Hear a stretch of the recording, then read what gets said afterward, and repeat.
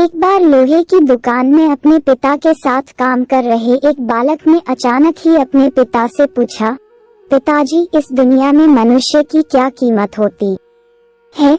पिताजी एक छोटे से बच्चे से ऐसा गंभीर सवाल सुनकर हैरान रह गए।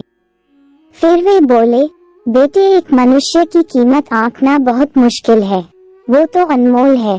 बालक, क्या सभी उतने ही कीमती और महत्वपूर्ण हैं? पिताजी, हाँ बेटे। बालक के कुछ पल्ले पड़ा नहीं। उसने फिर सवाल किया, तो फिर इस दुनिया में कोई गरीब तो कोई अमीर क्यों है? किसी की कम इज्जत तो किसी की ज्यादा क्यों होती है? सवाल सुनकर पिताजी कुछ देर तक शांत रहे और फिर बालक से स्टोर रूम में पड़ा एक लोहे का रॉड लाने को कहा।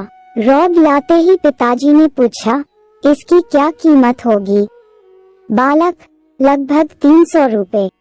पिताजी, अगर मैं इसके बहुत से छोटे छोटे कील बना दूं, तो इसकी कीमत क्या हो जाएगी?